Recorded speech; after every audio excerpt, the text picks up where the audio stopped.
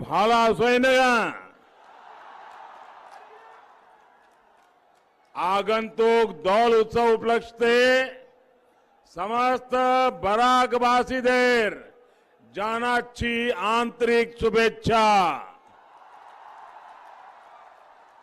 तार संगे आगामी बांग्ला नववर्षेर अनेक शुभकामना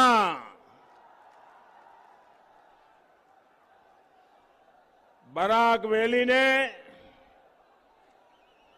कचार केसरी सनत दास उल्लासकर दत्ता द्वारिका प्रसाद तिवारी अरुण कुमार चंदा इंदु प्रभा देवी संबोधन फोंगलोसा ऐसे अनेक महान व्यक्तित्व देश को दिए हैं। असम पर वीर लचित बोरफुकन जैसे महान और पुण्य व्यक्तित्व का आशीर्वाद रहा है, जिन्होंने असम को, भारत को विदेशी आक्रांताओं से बचाने में अहम भूमिका निभाई है। आज जब देश आजादी का अमृत महोत्सव मना रहा है, तो वीर लचित बोरफुकन से लेकर नेताजी सुभाष चंद्र बोस तक हर देशवासी अपने राष्ट्र निर्माताओं को नमन कर रहा है। बहनों और भाइयों, ये सुखद संयोग ही है कि आज असम में अपनी चुनावी सभाओं का आरंभ मैं बराक वैली के द्वार से, गेटवे से कर रहा हूं। बराक वैली सिर्फ असम में एंट्री का ही गेटवे नहीं है, बल्कि असम में बीजेपी की डबल इंजन सरकार का भी गेटवे है। 3 दशक पहले जब देश में भाजपा का उतना विस्तार नहीं हुआ था, तब भी बराक वैली ने 15 में से 9 सीटें भाजपा को दी थी। इन वर्षों में भाजपा आपके बीच रहकर आपकी आवाज बनती रही। 5 साल के विकास और विश्वास पर इस बार बराक वैली सहित पूरा असम भाजपा को, एनडीए को पिछली बार से भी प्रचंड मत देने के लिए आज आतुर नजर आ रहा है। आज असम में विकास की लहर है, विश्वास की लहर है। आज असम में शांति का विश्वास है, समृद्धि का विश्वास है। आज असम में एक ही मुद्दा है, विकास, तेज विकास, निरंतर विकास, सबका विकास। साथियों, दशकों पहले ये पूरा क्षेत्र बेहतर कनेक्टिविटी वाले हिस्सों में से एक था। चाय से लेकर पेट्रोलियम तक, चट्टग्राम और कोलकाता पोर्ट तक, ब्रह्मपुत्र, पद्मा, मेघना नदियों के रास्ते ही पहुंचते थे लोग। लेकिन बरसों तक चली कांग्रेस की करप्शन करप्शन और वोट बैंक की राजनीति ने असम को सबसे अधिक डिस्कनेक्टेड राज्यों में शामिल कर दिया। करीमगंज के मेरे प्यारे भाइयों बहनों, इतना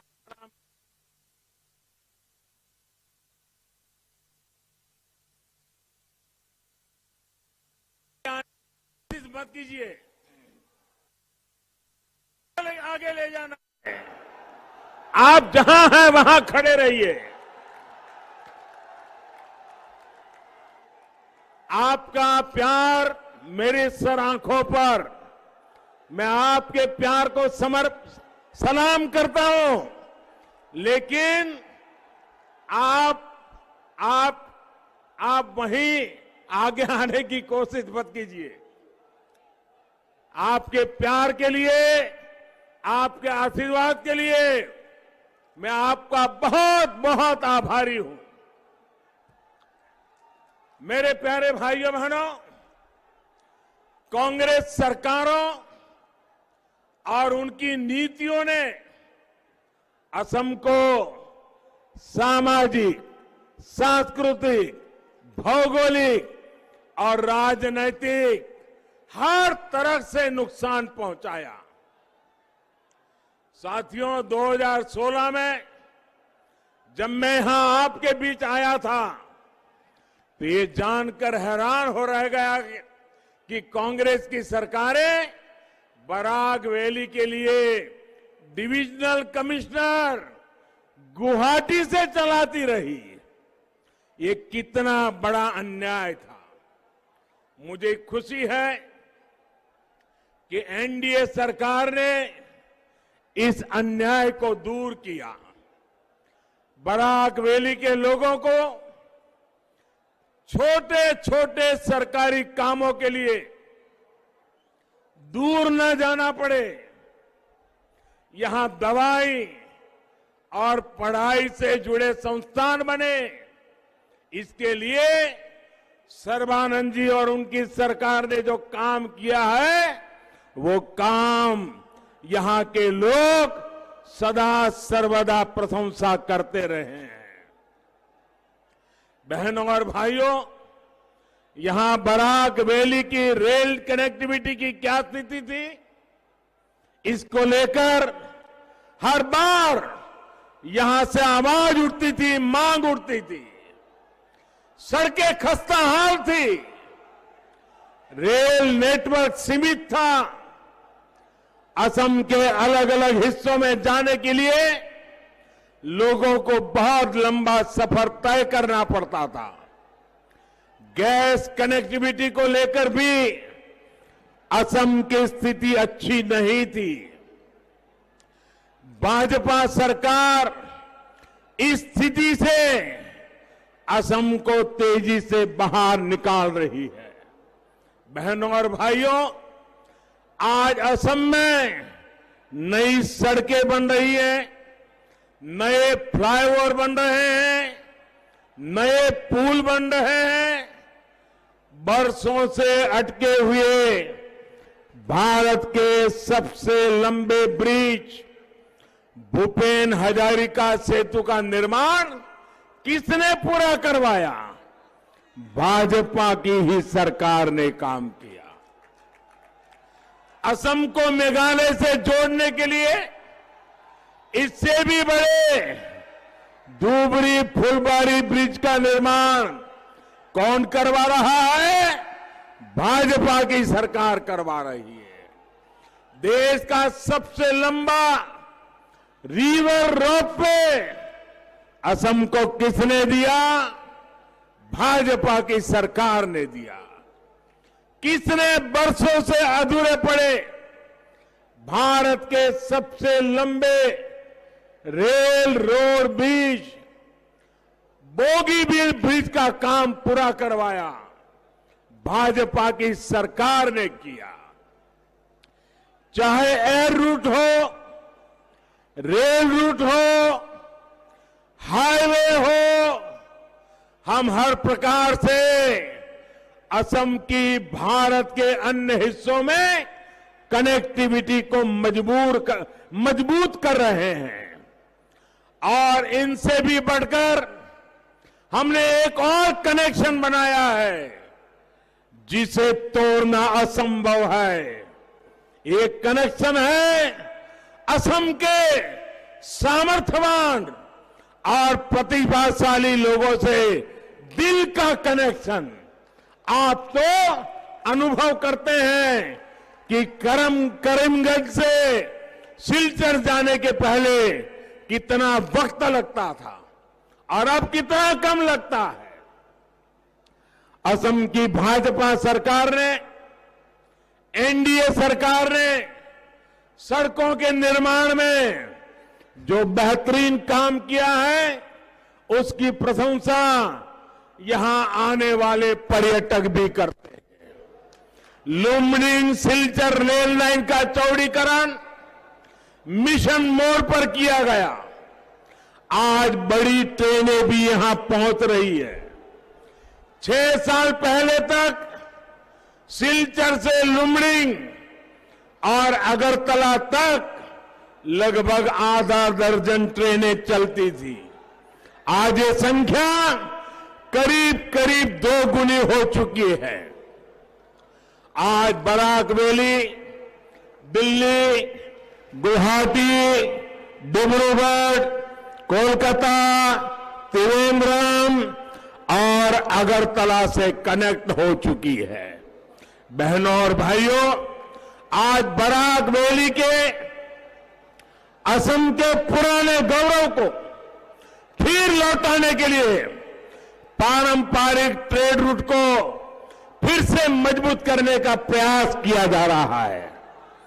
आज नदी जलमार्गों को बड़े कार्गो के परिवहन के लिए भी तैयार किया जा रहा है।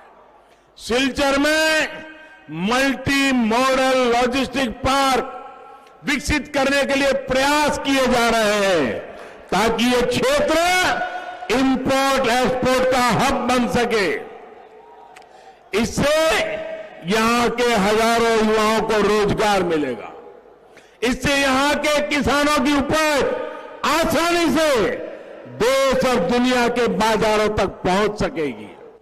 साथियों, सिर्फ फिजिकल कनेक्टिविटी नहीं बल्कि सौहार्द की, संस्कृति की कनेक्टिविटी को भी बीते 5 सालों में मजबूत किया गया है।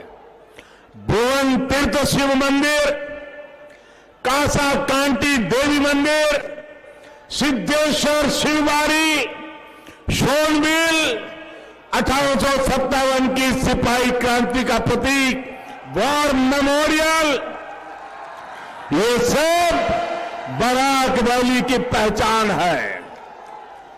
नमामि बराक फेस्टिवल से बराक वैली की सांस्कृतिक, आध्यात्मिक और प्राकृतिक पहचान को एनडीए सरकार ने मजबूती दी है। कांग्रेस ने असम को हर प्रकार से डिवाइड रखा। भाजपा ने असम को हर प्रकार से कनेक्ट करने का प्रयास किया। बराक, ब्रह्मपुत्र, पहाड़ भैयाम, हर क्षेत्र का एक समान विकास, सबका साथ, सबका विकास, सबका विश्वास, यही भाजपा का विकास का मंत्र है। भाई और बहनों, आज गरीब से गरीब को, चाहे वो किसी भी मत मजहब का हो, उसको सरकारी योजनाओं का पूरा लाभ है, बिना किसी भेदभाव के मिल रहा है। कोरोना संकट के दौरान महीनों तक मुफ्त राशन हो, आर्थिक मदद हो या मुफ्त गैस सिलेंडर, हर लाभार्थी को बिना किसी भेदभाव के दिया गया है। आज दलित को, आदिवासी को असम में बिजली और गैस कनेक्शन,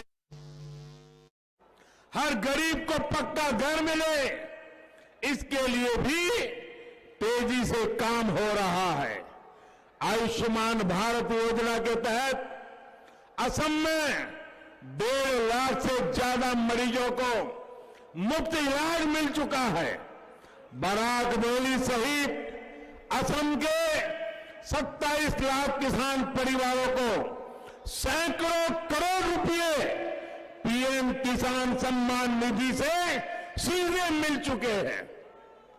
इतना ही नहीं, करीमगंज सहित पूरी बराक वैली की बहनों को अब घर में पाइप से जल पहुंचाने के लिए मिशन मोड पर काम चल रहा है। बहनों और भाइयों, यहां जो टी गार्डन में काम करने वाले साथी हैं, उनके विकास के लिए असम की सरकार विशेष प्रयास कर रही है। असम की भाजपा सरकार ने लाखों भूमिहीन साथियों को पट्टे दिए हैं। बच्चों की पढ़ाई के लिए अनेकों नए स्कूल खोले हैं और ये काम लगातार चल रहा है। टी गार्डन में काम करने वाली गर्भवती महिलाओं को हजारों रुपयों की मदद की जा रही है ताकि वो खुद की और बच्चों की सेहत का ध्यान रख सके। हाल में केंद्र सरकार ने बजट में चाय बागान में काम करने वाले साथियों के लिए 1000 करोड़ रुपए का विशेष प्रावधान किया है। इससे चाय बागान में काम करने वाले हर परिवार के जीवन को बेहतर बनाने में बहुत मदद मिलेगी। जो अनुसूचित जाति उसके हमारे बंधु हैं, जो एससी वर्ग के युवा है, उनको 10वीं के बाद पढ़ाई में मदद के लिए केंद्र सरकार नई योजना लेकर आई है। इस योजना के तहत मैट्रिक के बाद की स्कॉलरशिप में काफी वृद्धि की गई है। इसका लाभ बराक वैली समेत पूरे असम के एससी वर्ग के बच्चों को होने वाला है।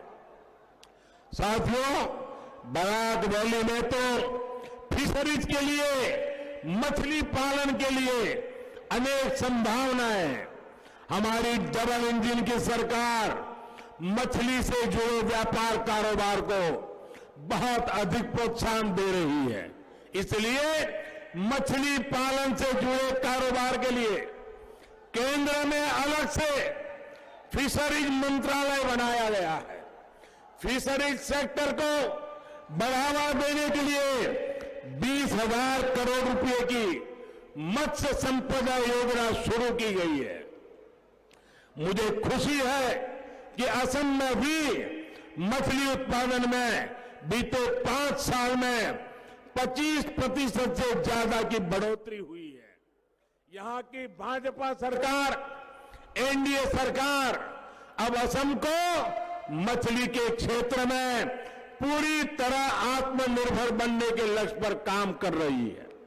इसका बहुत बड़ा लाभ बराक वैली के आप सभी साथियों को, हर वर्ग के परिवार को होगा। बहनों और भाइयों, आज एक तरफ भाजपा की नीति है, भाजपा का नेतृत्व है और भाजपा की नेक नीयत भी है। वहीं दूसरी तरफ कांग्रेस है जिसके पास न तो नेता है, न ही नीति है और न ही विचारधारा है। आज कांग्रेस इतनी कमजोर हो गई है, किसी भी हद तक जा सकती है, किसी के साथ भी हाथ मिला सकती है। ये विचित्र स्थिति आज पूरा देश देख रहा है। पश्चिम बंगाल में जिन वामपंथियों के साथ वो लाल सलाम कर रहे हैं, उन्हीं के साथ केरल में नूरा कुश्ती चल रही है। एक राज्य में जिसको गाली देते हैं, दूसरे राज्य में उसको गले लगाते हैं। कांग्रेस का ये कंफ्यूजन हर तरफ है। आप सोचिए, जिस पार्टी की सोच ही स्थिर नहीं हो, वो क्या असम में स्थिर सरकार दे पाएगी? क्या दे पाएंगे? क्या दे सकते हैं? क्या आसाम का भला कर सकते हैं? क्या आपका भविष्य बना सकते हैं? क्या यहां असम में देखिए, कांग्रेस किसके भरोसे मैदान में है भाई? जिन लोगों की राजनीति से यहां के कांग्रेस कार्यकर्ता दशकों से लड़ रहे हैं, जूझ रहे हैं, आज कांग्रेस का हाथ उसी ताला चाबी को लेकर घूम रहा है। साथियों, वोट के लिए किसी को भी धोखा देना ये इनके जहन में है, इनके स्वभाव में है। यहां असम में भी धोखे और भ्रम का एक वीडियो मुझे भी देखने का मौका मिला है। आपने भी जरूर देखा होगा। इस वीडियो में यहां के कांग्रेस के नेता आपस में मंच पर ही झूठ का घोषणा पत्र बना रहे हैं। बताओ, और घोषणा पत्र बनाने में बहुत मेहनत लगती है। लोगों के विचारों को जानना पड़ता है, विचार विमर्श करता है, खजाने की स्थिति क्या है वो समझनी पड़ती है। लेकिन कांग्रेस का घोषणा पत्र तो सिर्फ घोषणाओं के लिए होता है, इसलिए वो 2-3 लोग मंच पर ही घोषणा पत्र बना लेते हैं। इस वीडियो में वो अपनी कलई, अपना झूठ खुद ही खोल देते हैं। वो कहते हैं कि सिर्फ घोषणा कर दो। घोषणाएं पूरा करने के लिए नहीं होती हैं। ये कांग्रेस के नेता खुद कबूल कर रहे हैं, वीडियो मौजूद है। यही काम इन्होंने देश भर में किया है।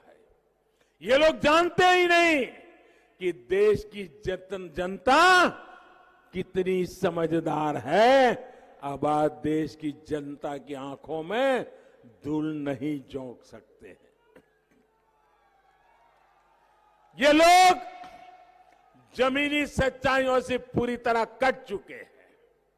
बहनों और भाइयों, भाजपा की सरकार के लिए हमेशा देश हित सर्वोपरि रहा है, देश का विकास सर्वोपरि रहा है। दशकों से नॉर्थ ईस्ट को जिस तरह विकास में नजरअंदाज किया गया, भाजपा सरकारें उसे मिलकर सुधार रही है। हम नॉर्थ ईस्ट को देश के विकास का प्रमुख केंद्र बना रहे हैं और इसमें असम की बहुत बड़ी भूमिका है। यहां डबल इंजन की सरकार असम के लोगों को सशक्त करने का काम कर रही है। साथियों, विकास से कोई वर्ग, कोई क्षेत्र छूटे ना, हर कोई आगे बढ़े। इसी नीति वाली डबल इंजन की सरकार को अब आपको और मजबूत बनाना है। इस बार एनडीए को पहले से भी अधिक ताकत से विजय दिलानी है। इस बार का आपका वोट असम के लोकल टैलेंट को, लोकल आर्ट को, लोकल सामान के प्रति वोकल होने के लिए है। इस बार आपका वोट असम को आत्मनिर्भरता की तरफ ले जाने के लिए है। हम मिलकर विकास के नए आयाम तय करेंगे। इसी विश्वास के साथ आप सभी का मैं धन्यवाद करता हूं और मैं देख रहा हूं इतनी बड़ी तादाद में आप आशीर्वाद देने के लिए आए हैं। वहां दूर मैं लोगों को देख रहा हूं। भाइयों बहनों, ये आपका विश्वास है, ये आपका स्नेह है और ये असम के लिए आपके सपनों का संकल्प भी है। मैं आज आपको विश्वास दिलाने आया हूं। पिछले 5 साल में हमने जिस तेजी से काम किया है, आने वाले 5 साल उससे भी ज्यादा तेजी से काम करेंगे। भाइयों बहनों, मैं फिर एक बार आपसे आग्रह करूंगा, अब चुनाव सामने है। इस सभा के बाद आप घर घर जाएंगे, घर घर जाएंगे, लोगों को मिलेंगे, मेरी बात पहुंचाएंगे, भाजपा को जिताएंगे, एनडीए को जिताएंगे, फिर से सरकार मजबूत बनाएंगे, संकल्प लेके निकलेंगे, एक एक घर जाएंगे, एक एक मतदाता को लेकर के मतदान मथक जाएंगे, पक्का करेंगे। बहुत बहुत धन्यवाद।